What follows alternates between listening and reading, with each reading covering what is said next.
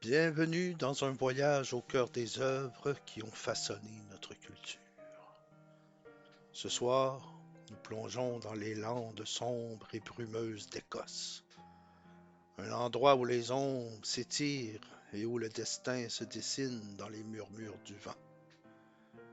Imaginez Macbeth, ce guerrier victorieux qui rentre du champ de bataille couvert de gloire. Le sang des combats est encore frais, mais ce n'est pas l'épée qu'il tient qui va changer son destin. Ce sont des paroles étranges, des paroles mystérieuses qui vont s'enraciner dans son esprit jusqu'à le dévorer. Tout commence par une rencontre. Macbeth et son compagnon Banquo croisent trois sorcières sur une lande brumeuse. Ces femmes, ni totalement humaines, ni entièrement d'un autre monde, dévoilent ce qui adviendra. Elles annoncent: Salut à toi, Macbeth, seigneur de Glamis, seigneur de Cawdor et futur roi. Ces mots, simples en apparence, ouvrent une brèche dans l'esprit de Macbeth. Puis, à Banquo, elles prédisent un destin différent. Tu ne seras pas roi, mais tes descendants régneront. Et les sorcières ne s'arrêtent pas là. Elles glissent des paroles énigmatiques, destinées à ensorceler Macbeth davantage. Personne né d'une femme ne pourra te vaincre. Ces mots résonnent comme une promesse d'invincibilité. Mais en sont-elles vraiment? Car les sorcières sont des maîtresses du double sens, et chaque mot qu'elles prononcent dissimule un piège. Ces prophéties, bien que vagues, ouvrent une porte dans l'esprit de Macbeth. Mais est-ce une porte vers la grandeur ou vers la destruction? À cet instant, une question s'insinue. Le destin a-t-il besoin de la volonté de Macbeth pour s'accomplir? Ou suffit-il qu'il laisse les événements suivre leur cours? Ici, ces paroles ne faisaient qu'exploiter une ambition qui sommeillait déjà en lui. Shakespeare nous interroge ici sur la nature même du libre arbitre. Sommes-nous les auteurs de notre histoire ou simplement les instruments d'un plan déjà tracé, d'une destinée toute prête qui n'attend que d'être jouée? Après sa rencontre avec les sorcières, Macbeth reçoit une nouvelle inattendue. Le titre de seigneur de Cawdor lui est accordé. Est-ce le fruit du hasard? Une preuve que tout est possible? Ou bien un appel à l'action, à l'audace? Duncan, le roi, a le pouvoir de me nommer seigneur de Cawdor, mais il ne me nommera jamais roi à sa place. Pour cela, il me faudra de l'audace. Il me faudra saisir l'occasion, agir. C'est dans ce tumulte intérieur que Macbeth vacille. La nuit venue, seul dans les couloirs silencieux du château, il sent le poids de chaque pas, de chaque pensée. Il sait que tuer Duncan, ce roi qui lui a fait confiance, ce roi qui vient de le nommer seigneur de Cawdor, serait une trahison impardonnable. Mais il sait aussi que laisser passer cette chance pourrait bien lui coûter le trône. Alors qu'il lutte avec lui-même, une vision surgit. Un poignard flottant apparaît devant lui, suspendu dans l'air. Sa lame semble l'appeler, guider ses pas. Mais ce poignard n'existe pas. C'est une illusion. Ou pire encore, une manifestation de ses pensées les plus sombres. Une question, une question silencieuse lui est posée. Es-tu prêt à tuer pour obtenir ce que tu désires?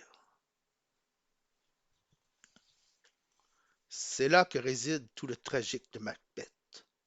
En forçant le destin, il franchit une ligne invisible, irréversible, qui le mène non pas à la grandeur, mais à la destruction. Si Macbeth vacille face à ses doutes, Lady Macbeth, sa femme, elle, est d'une résolution implacable. Dès qu'elle apprend la prophétie, elle comprend ce qu'elle doit faire, pousser son mari à l'action. Mais après le meurtre de Duncan, une fissure apparaît.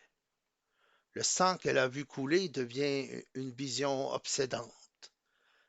Elle murmure dans une nuit sans sommeil. How damn Spot. Elle tente d'effacer ce qu'elle ne sait ne pouvoir effacer.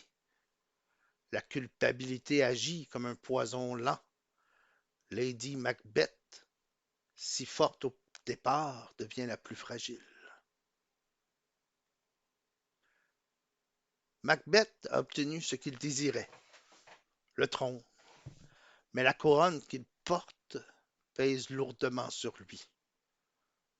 Banquo, son ami, devient une menace, car les sorcières ont prédit que sa légitimité viendra de ses descendants.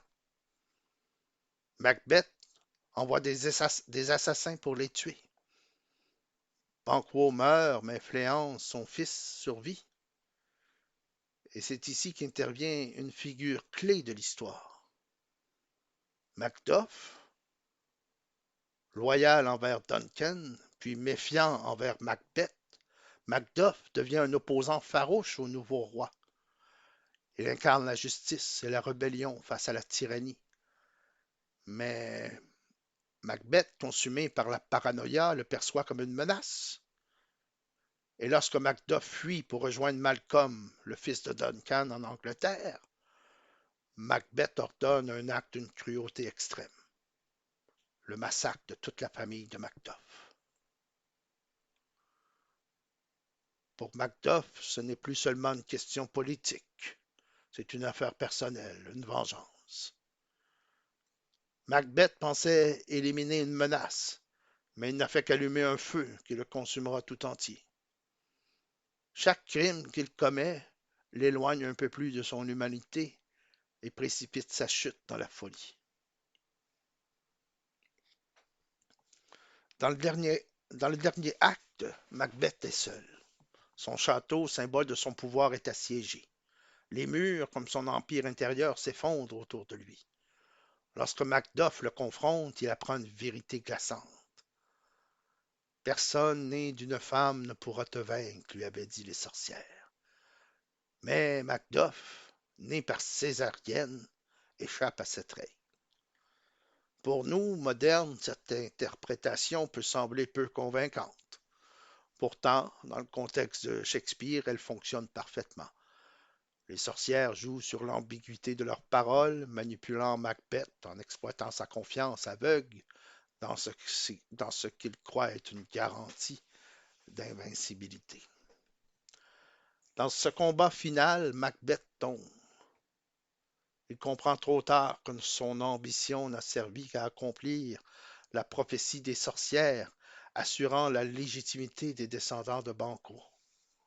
Avec la chute de Macbeth, la voie est désormais ouverte pour que Fléance, fils de Banquo, monte un jour sur le trône, réalisant ainsi ce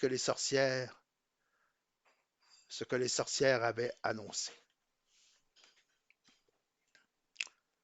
Alors, la tragédie de Macbeth n'est pas seulement celle d'un homme ou d'un roi, elle est celle de l'humanité tout entière, confrontée à ses désirs, à ses peurs et à son besoin incessant de maîtriser ce qui, peut-être, ne peut jamais l'être.